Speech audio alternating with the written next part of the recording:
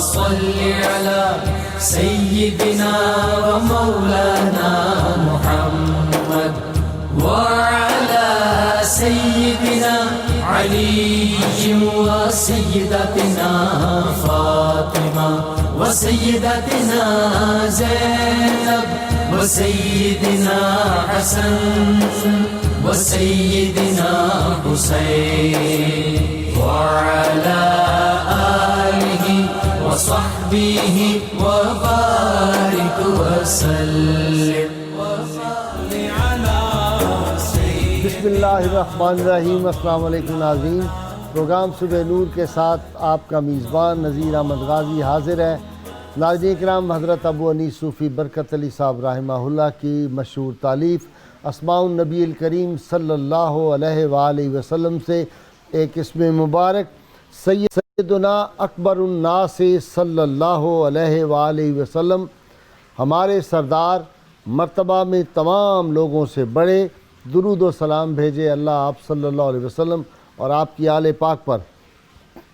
حضرت رضی اللہ تعالیٰ عنہ بیان کرتے ہیں کہ رسول اللہ صلی اللہ علیہ وسلم کے چچا سیدنا عباس رضی اللہ تعالیٰ عنہ سے کسی نے پوچھا، ذرا یہ تو بتائیں کہ آپ دونوں حضرات یعنی حضرت عباس اور رسول کریم صلی اللہ علیہ وسلم میں بڑا کون ہے، آپ یا رسول کریم صلی اللہ علیہ وآلہ وسلم؟ تو سیدنا عباس رضی اللہ تعالیٰ عنہ نے جواباً فرمایا، بڑے تو رسول اللہ صلی اللہ علیہ وسلم ہی ہیں، البتہ میری ولادت ان سے پہلے ہوئی تھی۔ ناظرین کرام، تاریخ اسلام کی، دنیا اسلام کی پہلی یونیورسٹی جہاں سے علم و حکمت کے چشمے جاری ہوئے تھے وہ مسجد نبوی صلی اللہ علیہ وسلم تھی۔ ناظرین کرام، مسجد ایک ایسا ادارہ تھی جہاں سے علم بھی پڑھایا جاتا تھا اور جہاں سے سامان حرب کے جوہر جو تھے وہ بھی سکھائے جاتے تھے، جہاں طب بھی سکھائی جاتی تھی، جہاں فلسفہ، حکمت، جغرافیہ، سائنس، دنیا کے تمام علوم جو تھے، تاریخ اسلام میں مختلف مساجد ہمیں نظر آئیں جہاں سے یہ سارے علوم پڑھائے جاتے۔ پھر دور زوال آیا اور لوگ مسجد کی اہمیت جو ہے اس کو نہیں سمجھ سکے، ہماری مسجدوں کو تالے بھی لگ رہے ہیں، مسجد اوقات جو نماز کے اوقات ہوتے ہیں نماز کے ان میں کھلتی ہیں، بعد میں بند ہو جاتی ہیں۔ وہ جو مسجد کا کردار تھا وہ کدھر چلا گیا؟ اور تاریخ اسلام کی جب نبی کریم صلی اللہ علیہ وسلم ہجرت فرمائی تھی تو ایک ایسی مسجد جہاں پہ 2 نفل پڑھیں تو ایک عمرے کا ثواب ہو جاتا ہے، ثواب ملتا ہے۔ میری مراد مسجد قباء ہے۔ آج ہم نے ایک عجیب موضوع جو ہے وہ اپنے ناظرین کے لیے جو ہے وہ منتخب فرمایا ہے، مسجد قباء کی فضیلت اور اسلامی معاشرے میں مساجد کا کردار۔ ہم اس بات کو بھولتے جا رہے ہیں کہ ہمارے معاشرے میں مساجد کا کردار کیا۔ ہم نے یہ سمجھ لیا کہ مسجدیں جب اذان ہو کھولی جائیں، نماز پڑھی جائے اور اس کے بعد ہم رخصت ہو جائیں۔ اس کے پیچھے حکمت کیا تھی؟ وہ جو باہمی ہمدردی کا، وہ جو آپس میں تعلق کا، وہ جو محمود و ایاز ایک صف میں کھڑے ہوتے تھے، وہ کہاں گیا؟ وہ جذبہ کہاں گیا؟ وہ جو محبتیں، وہ جو چاہتیں تھیں، جو قوت کا ایک جذبہ تھا، وہ کہاں گیا؟ اس پہ گفتگو کرنے کے لیے میں نے ملک کے اہم اہل علم حضرات کو دعوت دی آج اپنے اسٹوڈیو میں۔ میری مراد پہلے مہمان مفتی محمد فاروق القادری صاحب ہیں اور ان کے ساتھ تشریف فرما ہیں ماہر اقبالیات ڈاکٹر طاہر حمید تنولی صاحب، اور ان کے ساتھ ایک پاکستان کی مشہور یونیورسٹی کے پروفیسر ڈاکٹر عقیل احمد صاحب تشریف فرما ہیں۔ آپ تینوں کو میں خوش آمدید کہتا ہوں۔ مفتی صاحب، مسجد قباء، اس کی فضیلت کیا ہے؟ بسم اللہ الرحمن الرحیم۔ مسجد قباء اسلامی تاریخ کی پہلی مسجد ہے۔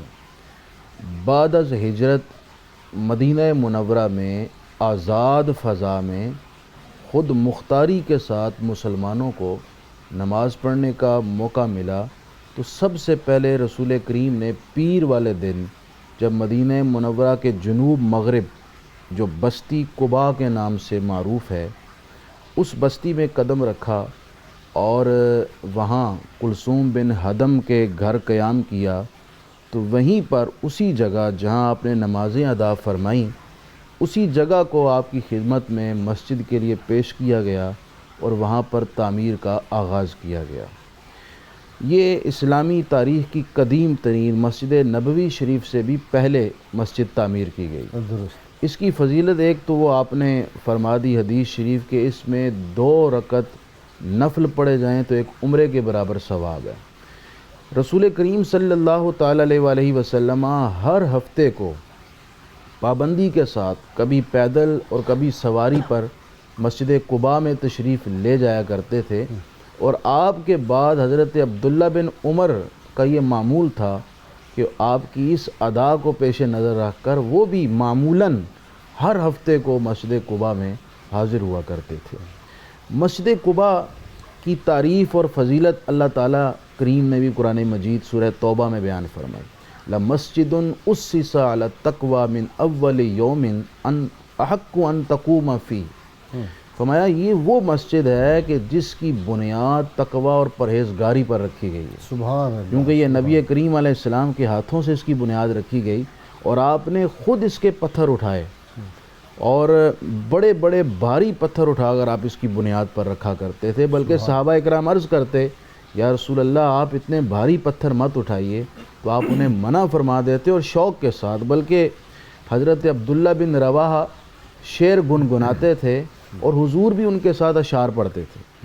وہ اشعار بھی موجود ہیں کہ افلح ان یعالج المساجد، افلح من یعالج المساجد، وہ شخص کامیاب ہو گیا جو مسجدوں کی تعمیر کرے، وَيَقْرَأُ الْقُرْآنَ قَائِمًا وَقَاعِدًا، اور جو شخص اس مسجد میں کھڑے ہو کر یا بیٹھ کر قرآن حکیم کی تلاوت کرے وہ کامیاب ہو گیا۔ تو ان دونوں مصروں کے آخر میں جو مساجدہ اور قاعدہ کے الفاظ آئے، یہ رسول کریم حضرت عبداللہ بن رواحہ کے ساتھ گنگناتے ہوئے پتھر اٹھا کر اس کی تعمیر کے لیے رکھا کرتے تھے۔ اللہم صلی علی سیدنا و مولانا محمد وعلی سیدنا علی و سیدتنا فاطمہ و سیدتنا زینب و سیدنا حسن و سیدنا حسین وعلی آلہ وصحبہ وبارک وسلم۔ اللہم صلی علی سیدنا و مولانا محمد وعلی سیدنا علی و سیدتنا فاطمہ و سیدتنا زینب و سیدنا حسن و سیدنا حسین وعلی آلہ وصحبہ وبارک وسلم۔ ڈاکٹر طاہر امیر طلولی صاحب سیدہ ہاجرہ کے قدم لگتے ہیں جہاں وہ دوڑی تھیں پانی اپنے بیٹے کی لیے لانے کے لیے، وہ صفا و مروہ بن گئی، اور اللہ تعالیٰ نے ان کو قرآن حکیم میں کہا ان الصفا والمروہ من شعائر اللہ، اللہ کی نشانیوں میں سے ہو گئی ہیں دونوں۔ اسی طرح احد کا میدان ہے، اس کا مقام بن گیا، رسول اللہ صلی اللہ علیہ وسلم قدمین پاک لگے، احد پہاڑ پہ رسول اللہ صلی اللہ علیہ وسلم تشریف لے گئے۔ تو یہ اللہ کی جو نیک بندے اور جو ہستیاں ہوتی ہیں، وہ کہا نا حافظ مظہر الدین صاحب نے کہ جہاں جہاں وہ رکے جہاں جہاں ٹھہرے وہی مقام محبت کی جلوہ گاہ بنے۔ تو وہ تو تمام جگہیں محفوظ کرنی چاہیے، ان کی فضیلت کیا ہے؟ جی ہاں بالکل، تمام جگہوں کی میں بات بالکل آپ درست فرما رہے ہیں کہ یہ جگہیں جو ہیں مقدس مقامات جو ہیں جن کی نسبت کسی عظیم شخصیت کے ساتھ ہے یا جن کی نسبت کسی بہت بڑے ہماری تاریخ کے واقعے کے ساتھ ہے، دیکھیں ہر زندہ قوم ایسے ہی کرتی ہے، اپنے ایسے آثار کو وہ محفوظ رکھتی ہے۔ یہی آپ کی تاریخ ہے، یہی آپ کا حافظہ ہے۔ یعنی جو قوم اپنا حافظہ کھو دے اس کا کوئی مستقبل نہیں ہوتا۔ ہمارا ماضی کیا تھا؟ اقبال نے بڑی پیاری بات کہی تھی کہ میرا ماضی میرے استقبال کی تفسیر ہے۔ واہ یاد عہد رفتہ میری خاک کو اکسیر ہے، میرا ماضی میرے استقبال کی تفسیر ہے. یعنی جب آپ ماضی کی طرف ہم دیکھتے ہیں، وہ ہمارا ایسا زمانہ ہے جس کا ہر سنگ میل ہمارے لیے روشنی کا مینار ہے، اور اس سے ہمیں ایک رہنمائی ملتی ہے کہ ہماری سوسائٹی نے کس طرح ترتیب پانا ہے، کس طرح ڈیولپ ہونا ہے. تو ان آثار کو مٹانے کا خدا نہ خواستہ مٹانے کا مطلب یہ ہے کہ ہم جو انسپائریشن کے پوائنٹس ہیں، جو رہنمائی کے پوائنٹس ہیں، جو ہماری ایک سویلائزیشنل موٹیویشن کے پوائنٹس ہیں، ان کو ہم آف کر رہے ہیں، ٹھیک، ان چراغوں کو بجھا رہے ہیں. جب آپ ان چراغوں کو بجھا دیں گے تو آپ کو مستقبل کی شاہراہ پہ چلتے ہوئے پتہ نہیں چلے گا کہ ہم نے کدھر جانا ہے.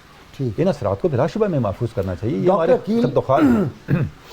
لا اقسم بہذا البلد وانت حل بہذا البلد، یہ اس میں سے بھی نشانی یہ نہیں ملتی، اشارہ اس طرف یا تعلیم نہیں ملتی باقاعدہ ایک حکم کے درجے میں کہ جہاں جہاں قدمین پاک لگے ہیں اس کا تقدس کیا ہے؟ بسم اللہ الرحمن الرحیم. غازی صاحب شکریہ. غازی صاحب چند باتیں اس حوالے سے ذہن نشین رہنی چاہیے.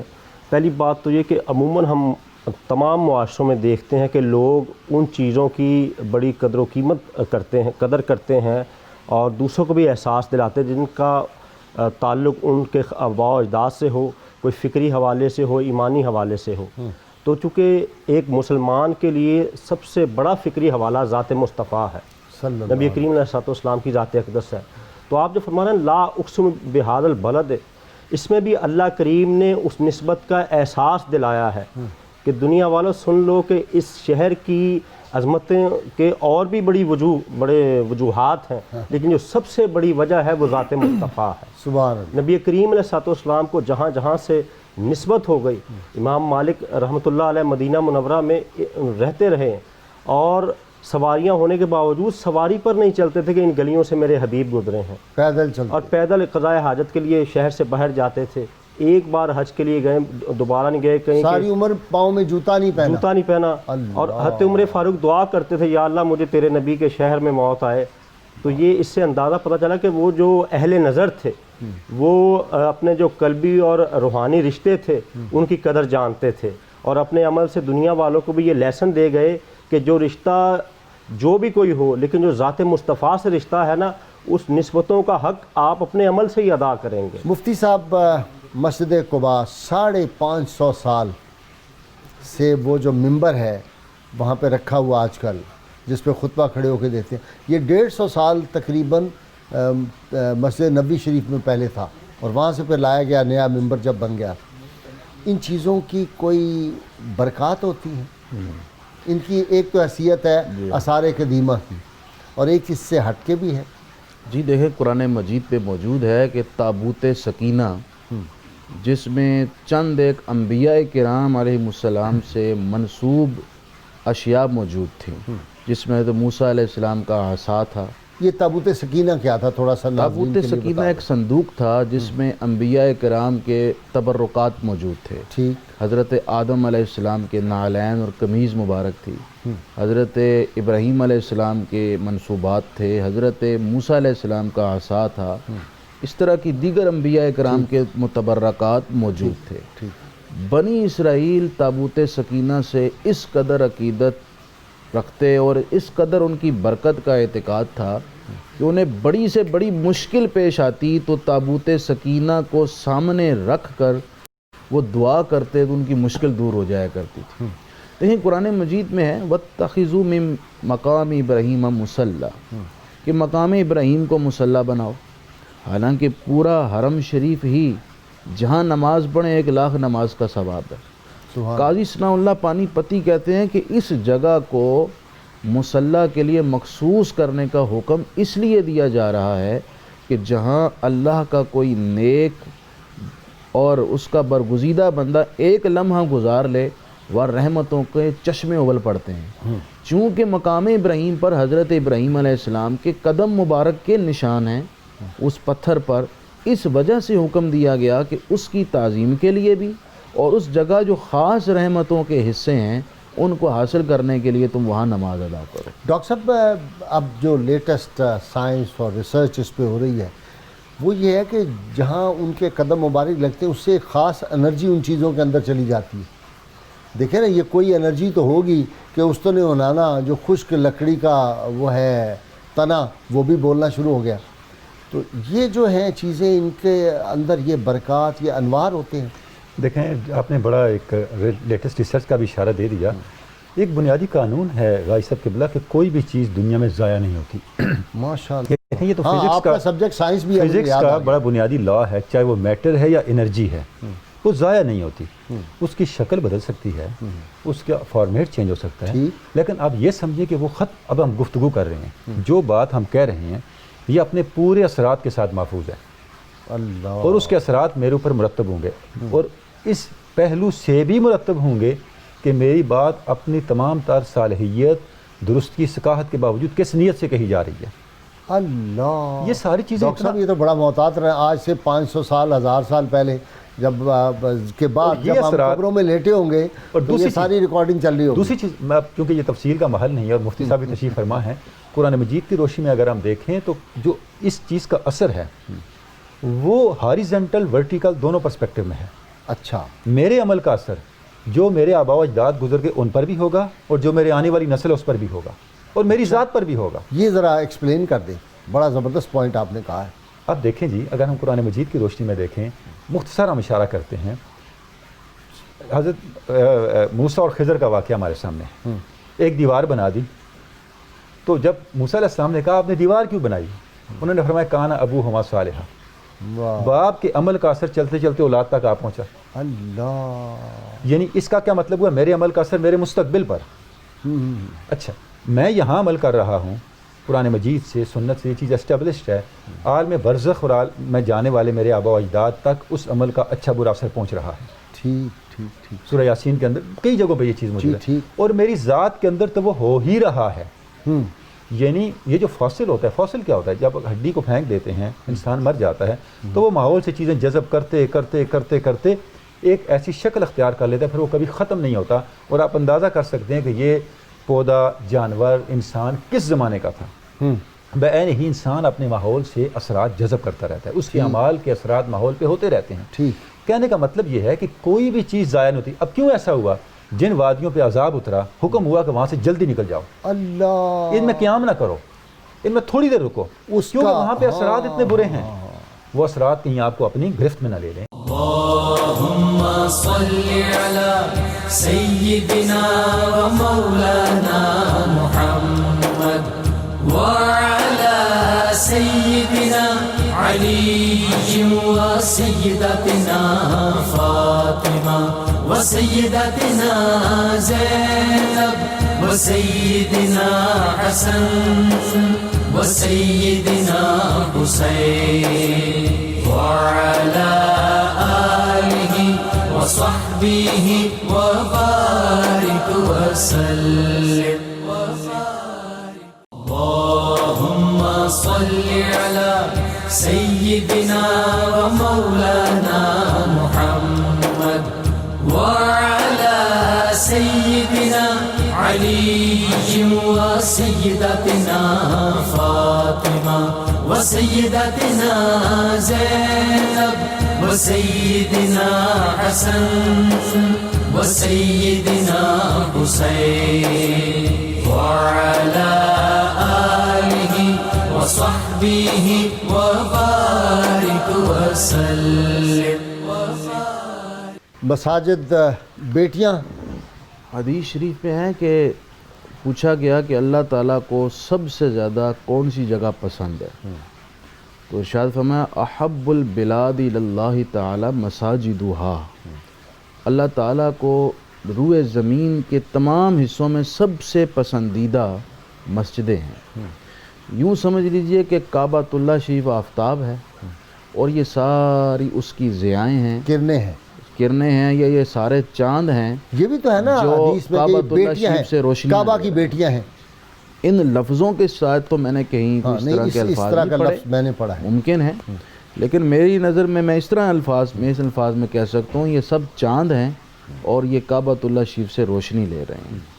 اسی لیے کعبۃ اللہ شریف کی جانب رخ کرتے ہیں تاکہ ایک تو اجتماعیت برقرار رہے اور اتحاد کا میسج جائے, اور ساتھ ہی ساتھ بیت اللہ شریف کی برکات کا بھی حصول ممکن اور ہے. قیامت کے روز یہ سب کعبہ شریف کے ساتھ جا کے جڑ جائیں گی. کعبہ قیامت کے دن کے بارے میں ایک حدیث اس طرح ہے کہ قیامت کے دن ساری زمین کی جو مسجدیں ہیں ان مسجدوں کو جنت کی زمین میں شامل کر دیا جائے گا. اچھا. گویا کہ بلکہ حدیث میں الفاظ بھی ہیں اذا مررتم بریاض الجنہ فرتعوا، میرے صحابہ جب تم جنت کے باغوں میں جاؤ تو کچھ کھا پی لیا کرو. قیلا ما ریاض الجنہ، یا رسول اللہ یہ جنت کے باغ کیا ہیں؟ تو آپ نے فرمایا مساجد. ٹھیک ہے. جو اللہ کی مسجدیں ہیں یہ جنت کے باغ ہیں، اور یہاں کا کھانا پینا میوہ جات وہ تسبیحات، اذکار، مختلف پاکیزہ کلمات ہیں. جی ڈاکٹر طاہر میر تنولی، اب وہ جو جنت کے باغ ہیں ان کو ہم تالا لگا دیتے ہیں اور وہاں جاتے ہوئے بھی لوگ ڈرتے ہیں، لوگوں نے اپنے بچوں کو بھیجنا بند کر دیا کہ جس طرح کے واقعات ہو رہے ہیں، یہ کیا ہوگا؟ جی دیکھیں جی، مسجد کا جو کردار تھا اسلامی سوسائٹی کے اندر، انفارچونیٹلی وہ کردار ہم نے مسخ کر دیا ہے. اب کافی دیر سے ہم اس پہ بات کر رہے ہیں. اسلامی سوسائٹی کے جو محاسن ہیں، جو اس کی خوبیاں ہیں، اگر آپ اس کو مجسم کر کے دیکھنا چاہیں تو اس کو آپ کہیں گے مسجد. ٹھیک. جب مسجد کرتبہ میں علامہ اقبال گئے تو جب واپس آئے تو کسی نے پوچھا آپ نے مسجد کرتبہ کو دیکھ کے کیا محسوس کیا؟ اقبال نے ایک ایسا جملہ کہا ہاں، اس کے اندر مسجد کی جو تہذیبی اہمیت ہے وہ سمو جاتی ہے. میں سمجھتا ہوں اقبال جیسا فرد شخصیت ہی ایسی بات کہہ سکتی ہے. علامہ نے کہا جی کہ اگر کسی نے پتھروں کے ساتھ قرآن مجید کی تفسیر لکھی ہوئی دیکھنی ہو تو وہ مسجد کرتبہ ہے. سبحان اللہ. اس کو دوبارہ دہرائیں لفظ. واہ واہ واہ واہ. یعنی علامہ نے یہ کہا کہ مسجد کرتبہ جو ہے وہ پتھروں کے ساتھ لکھی ہوئی قرآن حکیم کی تفسیر ہے. سبحان اللہ. اچھا اب یہ کیوں کہا؟ آپ دیکھیں کوئی مسلمانوں کا محلہ ایسا نہیں ہے، آبادی مختصر جہاں بھی اجتماع ہوگا جس کے مرکز میں مسجد نہ ہو. ٹھیک ہے. اصول یہ ہوتا ہے کہ مسجد نیوکلیس ہوتا ہے اور اس کے ارد گرد کنسٹرکشن ہوتی چلی جاتی ہے. ایک یہ بات ہے. دوسری بات آپ دیکھیں، مسجد واحد پیکر محسوس ہے، یعنی جو فزیکل اینٹی ہے جو ہر وقت قبلہ رو ہے. واہ. اس کا مطلب کیا ہے؟ واہ واہ. ہم یہ کبھی نہ بھولیں کہ ہمارا رخ کدھر ہونا چاہیے. واہ واہ واہ واہ. مسجد کا جو بنیادی تہذیبی کردار ہے، اگر ہمیں تھوڑا سا بھی اس کو، آپ نے فرمایا تالے لگ گئے، مجھے اپنا بچپن یاد ہے کہ جب کوئی مسافر، گاؤں سے ہمارا تعلق ہے، کوئی مسافر آتا جس کا نہ، تو اس کا قیام گاہ مسجد ہوتی. عشاء کی نماز کے بعد لوگ دیکھا کرتے ہمارے اندر کوئی مسافر تو نہیں ہے، نہیں وہ معاملات طے ہوتے، سب کچھ ہوتے. اب مسائل اتنے بڑھ گئے. یہ مغلیہ دور میں بھی اور اس سے پہلے بھی رہا ہے، مسجد میں آتے تھے مسافر ٹھہرنے کے لیے، لیکن اس کے ساتھ ایک تکیہ بنا دیا گیا تھا مستقل، وہ اب سارا ختم ہو گیا. اچھا آخری بات جس طرح میں اشارہ کرنا چاہوں گا آپ کا یہ کوسچن کہ یہ کردار مسخ کیوں ہوا، قرآن مجید سے پوچھیں کہ مسجد بنتی کیسے ہے. واہ. قرآن مجید نے ہمیں بتایا کہ مسجد بنانے کے لیے 5 بنیادی کوالیفیکیشن ضروری ہیں. اچھا جی. وہ کیا ہیں؟ انما یامر مساجد اللہ من آمن باللہ والیوم الاخر واقام الصلاۃ وآتى الزکاۃ ولم یخش الا اللہ. آپ کا کیا حال ہے؟ پتھر اکٹھے کرنے سے اور بلڈنگ بنانے سے مسجد بن جاتی ہے؟ قرآن مجید کہتا ہے نہیں، مسجد وہی بنا سکتا ہے جو اللہ پہ ایمان رکھتا ہو، آخرت پہ ایمان رکھتا ہو، نماز قائم کرنے والا ہو، زکوٰۃ ادا کرنے والا، اور آخری بات یہ ہے کہ وہ نڈر ہو، بے باک ہو، جری ہو، اللہ کے علاوہ کسی سے ڈرنے والا نہ ہو. واہ واہ. ولم یخشى الا اللہ. واہ واہ واہ. گویا کہ مسجد تو ہمارے اندر جذبہ حریت کو پیدا کرتی ہے. ٹھیک. کہ ہمارے اندر ایسا استغنا اور ایسا کردار لے کے آتی ہے کہ ذات حق کے علاوہ آپ کے اندر کسی کا خوف اور کوئی آپ کی ترجیح نہیں ہوتا. جی ڈاکٹر صاحب آپ کی بات جاری رہنی چاہیے، بہت زبردست بات آپ نے جی ہاں. یہ رخ بھی متعین کرتا ہے ایک مسلمان جب مسجد میں داخل ہوتا ہے یا مسجد کے پاس سے گزرتا ہے تو ہر وقت اس کے سامنے جو ہمارا سوشل ایٹیٹیوڈ ہے، ہمارا جو سماجی خیرہ نہ کر سکا مجھے رویہ، جو جلوہ دانش فرنگ، خاک جلوہ ہے میری آنکھ کا خاک مدینہ ہونا چاہیے. تو بات یہ ہے کہ مسجد کا وقوع، مسجد کا سٹرکچر، مسجد کی موجودگی ہمارے اجتماعی رویوں کو، اس کو ایک سمت دیتی ہے. اب دیکھیں آپ صلی اللہ علیہ وسلم کی حدیث مبارکہ ہے کہ میرے لیے جو مجھے خصائص عطا کیے گئے ہیں، مجھ سے پہلے کسی نبی کو نہیں عطا کیے گئے، ان میں سے ایک یہ بھی ہے کہ میرے لیے تمام ضروع زمین کو مسجد بنایا گیا ہے. ڈاکٹر صاحب میں جب دوبارہ آپ کے پاس آؤں گا تو وہ بھی میں نے جواب لینا ہے. مسجد تو بنا دی شب بھر میں، ایمان کی حرارت والوں نے، دل اپنا پرانا پاپی ہے، برسوں میں نمازی بن نہ سکا. اس کا جواب آپ سے لینا ہے. پھر علامہ کو آپ نے پڑھا ہے نا. اچھا ڈاکٹر عقیل، مسجد کا بنیادی کردار کیا ہے؟ صرف نماز پڑھنا؟ نماز پڑھی یہ قرآن کریم نے جہاں مسجد کی بنیاد کا تصور دیا ہے، وہاں اس سے پہلے ایک اور مسجد کا ذکر بھی کیا ہے. یعنی پہلے ایک جو مسجد تھی جو تفریق ڈالتی، تخریب کرتی، اور کیسے کیسے لوگ تھے. پھر یہاں کی جو اہل اسلام میں مسجد کی بنا کا تصور ہے اس کے بعد بتایا کہ مسجد کا اصل تصور کیا ہے اور مسلمانوں میں یگانگت، مرکزیت، اخوت، وحدت اور ایک مرکز سے جڑے رہنے کا جو تصور دیتی ہے. اور اس کے علاوہ مسجد عملی طور پر اس کا اگر تصوراتی فکری پہلو دیکھیں تو مسجد ایک سمبولک ہے. جیسے نبی کریم علیہ الصلوۃ والسلام نے فرمایا کہ میری پوری کائنات مسجد بنا دی گئی. اب اہل ایمان کو جس طرح مسجد میں رہنا ہوتا ہے اسی طرح اگر وہ کائنات میں رہیں باہر معاشرے میں تو پتہ چلے کہ یہ مسجدوں والے ہیں. اور یہ جو مسجد قباء کی بات ہو رہی ہے، اللہ تعالیٰ نے ساتھ ہی اس کی بنیاد کے بعد بتایا کہ اس میں وہ لوگ ہیں رجال جو پاکیزگی کو پسند کرتے ہیں. کیا اچھا وہ جو ہے سبحان الذی اسریٰ بعبدہ لیلا من المسجد الحرام الی المسجد الاقصی الذی بارکنا حولہ، وہ جو بارکنا حولہ اکثر مفسرین کرام نے فرمایا ہے وہ اللہ کے انبیاء اور اہل اللہ جو تھے ان کے مزارات ہیں. اچھا دیکھیں بارکنا حولہ مسجد میں تو برکت ہوتی ہے، حولہ میں برکت کا کیا تصور ہے؟ ارد گرد دیکھیں مسجد میں برکت ہے. اب مثلا کسی محلے میں مسجد ہے تو ساتھ جو گھر ہیں اس کو تو ہم بابرکت نہیں کہیں گے، ہم تو مسجد کو کہیں گے.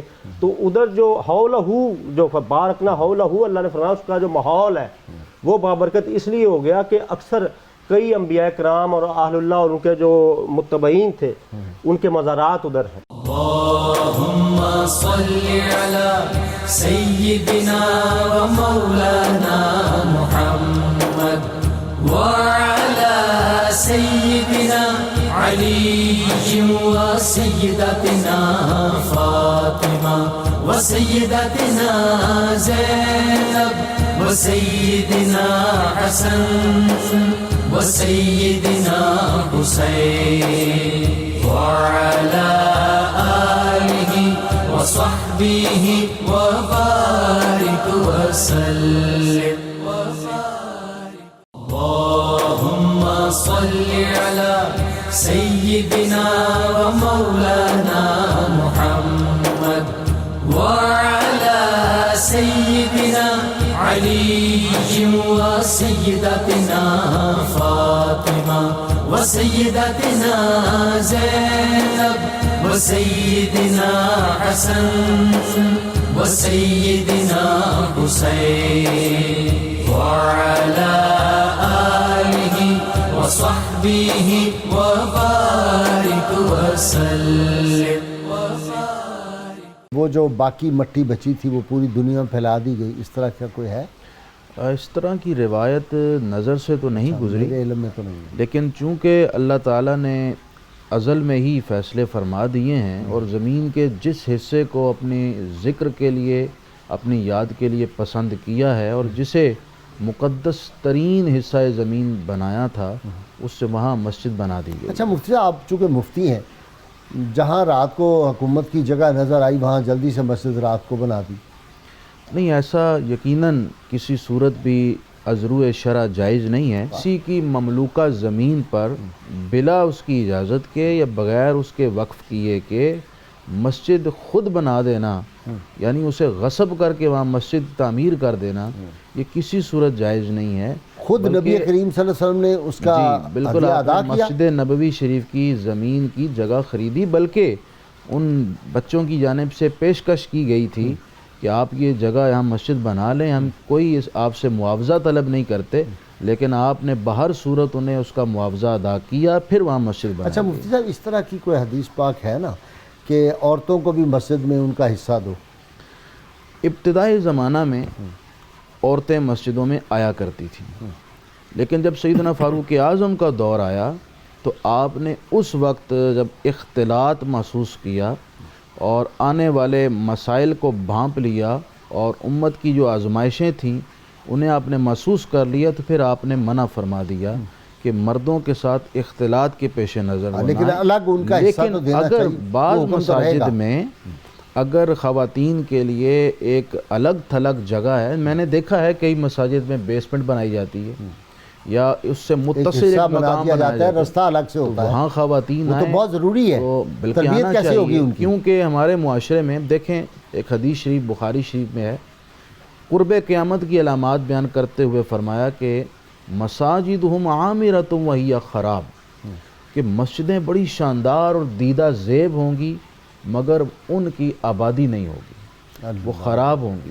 وہ غیر آباد ہوں گی۔ آج یہی ہم دیکھ رہے ہیں، جمعے میں اور عید کے موقع پر تو اجتہام ہوتا ہے، مگر پنج جگانہ نماز، حالانکہ عید واجب ہے، نماز جنازہ وہ فرض کفایہ ہے، سینکڑوں لوگ جمع ہو جاتے ہیں، لیکن جو فرض عین ہے اس کے لیے کسی کی جو ہے توجہ نہیں ہوتی، اور مسجدیں اس طرح آباد نظر نہیں آتی۔ یہ ضروری ہے کہ ضرورت یہ ہے مسجد میں کہ آج ان کے لیے مسجدوں جگہ کو آپ فرما مخصوص رہے کی تھے کہ مسجد کیا صرف نماز پڑھنے کے لیے؟ دیکھیں میں یہ عرض کرنا چاہتا ہوں، اگر صرف نماز بھی کامل طریقے سے پڑھ لی جائے، ان الصلاۃ تنہی عن الفحشاء والمنکر، تو اکیلی نماز ہی سارے معاشرے کو درست کر سکتی ہے، جی، تو مفتی صاحب مسجد بحیثیت انسٹیٹیوشن بھی ہے۔ مفتی صاحب جی یہ اس بارے میں دو احادیث ہیں۔ ایک حدیث میں یہ ہے کہ آپ کسی دن بھی جائیں ٹھیک ہے، اور وہاں جا کر 2 رکعت نماز نفل ادا کریں تو آپ کو عمرے کے برابر ثواب ہے۔ ٹھیک ہے، اور ایک حدیث میں یہ ہے کہ آپ گھر سے وضو کر کے جائیں تو عمرے کا ثواب ہے۔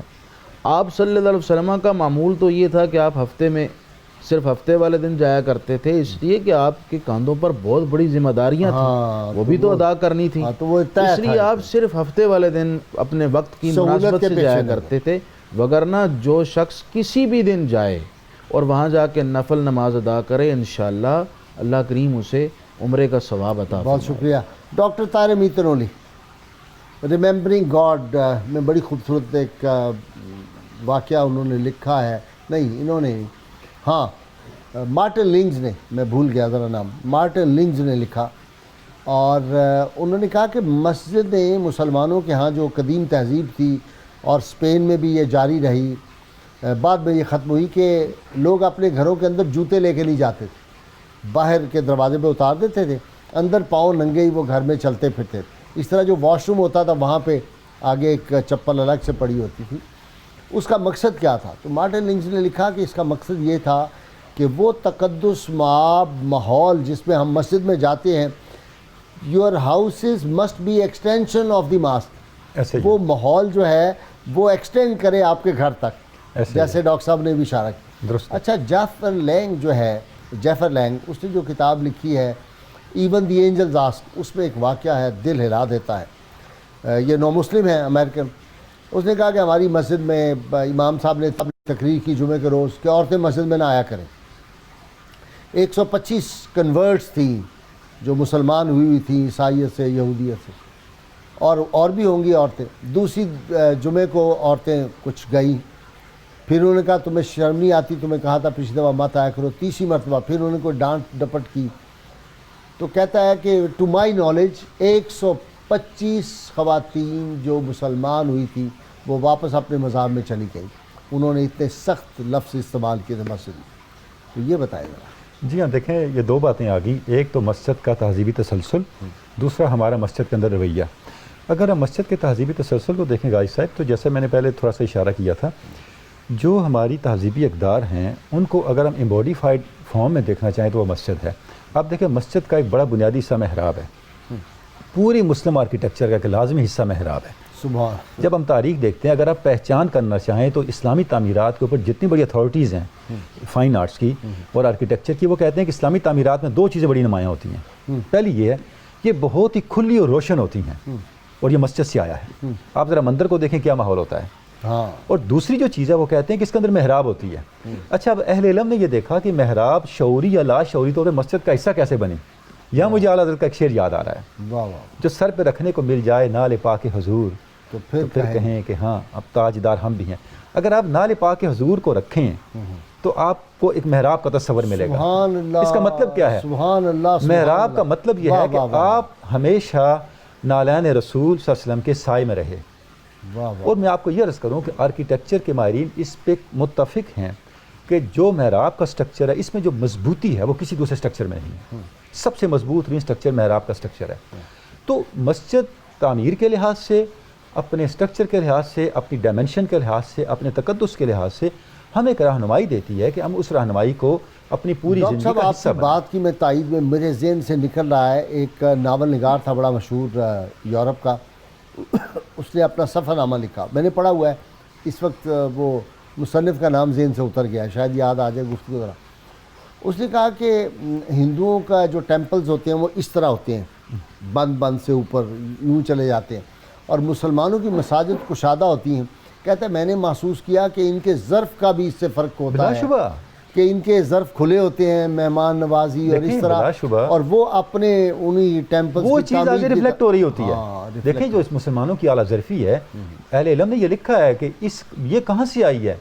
یہ ان کے مسجد کے کھلے ماحول سے آئی ہے۔ مسلمانوں کی اعلیٰ ظرفی نے مسجد کو کھلا نہیں کیا، مسجد کھلے ہونے نے مسلمانوں کو اعلیٰ ظرف کیا ہے۔ سبحان اللہ، ترتیب یہ سبحان ہے۔ اللہ۔ تو ہر مسجد جب تسلسل ہے مسجد نبوی کا اور بیت الحرم کا، اور آپ دیکھیں آپ صلی اللہ علیہ وسلم کی زندگی کا جو سب سے بڑا سفر ہے، سفر معراج ہے، وہ کہاں سے شروع ہوا؟ واہ، مسجد سے شروع ہوا، سبحان اللہ، مسجد ایک سے- مسجد سے شروع ہو کے دوسری مسجد تک جاتا ہے، اور وہاں سے پھر آگے جاتا ہے کیونکہ آگے مسجد کوئی ہے نہیں۔ نہیں، اوپر بھی مسجد ہوگی، وہی میں عرض کر رہا ہوں، درمیان میں وہی درمیان میں جو کیا ہے جی اس کا نام؟ بیت المعمور، بیت المعمور۔ تو زندگی کا آپ صلی اللہ علیہ وسلم کی زندگی کا سب سے بڑا سفر جس کا عنوان ہی معراج ہے، اس کا نقطہ آغاز اور درمیان میں اگر کوئی سٹاپ ہے تو وہ مسجد سے متعلق ہے۔ تو مسجد ہمارا سنگ میل ہے۔ اچھا وہ آ جائیں نا، اب آپ کو میں زیادہ وقت دے رہا ہوں کہ مسجد تو بنا دی شب بھر میں۔ دیکھیں جی بات یہ ہے کہ علامہ نے اس میں دو باتیں ہمیں کہہ دی ہیں۔ پہلی بات تو یہ جو عامت الناس ہیں ان کی ایمانی حرارت سالوں کا کام مہینے میں اور مہینوں کا کام ایک شب میں کر سکتی ہے، ہاں، لیکن ان کی ایمانی حرارت کو کسی اور طرف بھی لگانے کی ضرورت ہے۔ واہ، یہ اہل علم کی اور منصب یہ انرجی جو ہے، جو فائز لوگوں کی ذمہ داری ہے، صحیح ہمارے پاس، اس میں کوئی شک اس نہیں کی ہے۔ چینلائزیشن۔ جی اس کی ڈاکٹر ضرورت ہے۔ عقیل، مسجد تو بنا دی شب بھر میں، مسجد تو بنا انرجی دی، ہماری ہے۔ وہ انرجی کا دیکھیں مسجد میں جو لوگ آڈینس سامنے بیٹھے ہوتے ہیں اور سامنے ان کا رخ ہوتا ہے مکہ مکرمہ کے خانہ کعبہ کی طرف، ٹھیک ہے، اور درمیان میں محراب ایک ممبر ہوتا ہے، تو آڈینس وہ جو حضرت بیٹھے ہوتے ہیں ان کے خیال میں یہ آواز یہ بھی ایک استعارہ ہے، یہ آواز قبلہ کی آواز ہے۔ ہاں ہاں ہاں، وہ ممبر جو ہے وہ اس کو سمجھتے ہیں۔ اور آج دیکھنا آج ہمارے ملک میں جب عالم اسلام میں جتنا بھی اہل علم کا زوال ہے اس کے باوجود لوگ علماء کرام کے ائمہ کرام کے جوتے تک اٹھاتے ہیں، کیونکہ ان کو پتہ ہے یہ ممبر سے سوشل ویلفیئر کی سب سے پہلی آواز مسجد سے ہی بلند ہوئی تھی، کائنات کے کانوں میں جو آئی ہے، اور عوامی مسائل کا حل، تو وہ اس کو قبلہ کی آواز سمجھتے ہیں۔ لیکن اب سوال یہ ہے کہ وہ جو ادھر اب جلوہ وہ یہی شیخ حرم ہے جو چرا کر بیچ کھاتا ہے۔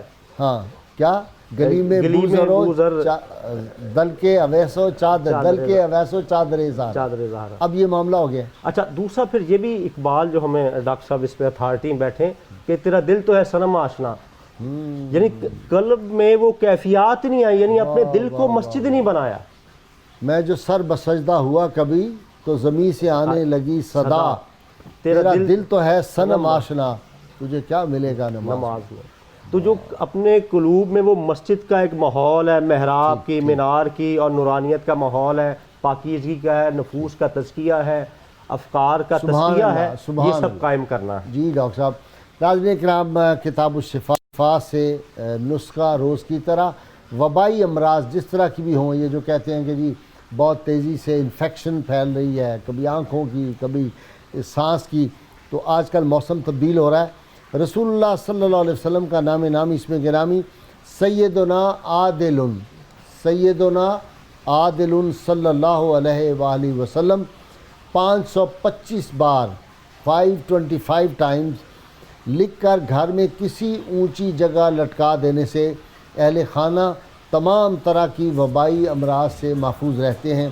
آخر میں سیدنا علی المرتضیٰ شیر خدا کا قول مبارک کہتے ہیں، طویل سجدے انسان کو اللہ کا قرب دیتے ہیں اور دوزخ کے عذاب سے نجات دلاتے ہیں۔ مفتی صاحب قبلہ آپ کا بھی بہت شکریہ، اور ڈاکٹر طاہر امید فنولی آپ کا بھی، ڈاکٹر عقیل صاحب آپ کا بھی بہت شکریہ، آپ تینوں تشریف لائے، اور انشاءاللہ یہ ہماری بزم آرائی جو ہے یہ اللہ کے فضل و کرم سے جاری رہے گی۔ ہماری دعا ہے کہ ہمارے ناظرین جو ہیں وہ ان خوبصورت اللہ والی باتوں کا اور اللہ کی مقدس بنائی ہوئی جگہیں جو ہیں رب تعالیٰ کی، اور جہاں اللہ کے انوار دن رات برستے ہیں، ان سے ہمیں استفادہ کرنے کی توفیق عطا فرمائے۔ اللہ کریم ہمارے تمام ناظرین کو اور تمام اہل اسلام کو مسجد قباء میں 2 نفل پڑھنے کی توفیق عطا فرمائے، اور بار بار نفل پڑھنے کی توفیق عطا فرمائے، اور لاکھوں اور ہزاروں جو ہیں عمرے ان کا ثواب آپ کے دامن میں اللہ تعالیٰ عطا فرما دے۔ اللہ کریم آپ کا حامی و ناصر۔ اللهم صل على سيدنا ومولانا محمد وعلى سيدنا علي وسيدتنا فاطمة وسيدتنا زينب وسيدنا حسن وسيدنا حسين وعلى آله وصحبه وبارك وسلم.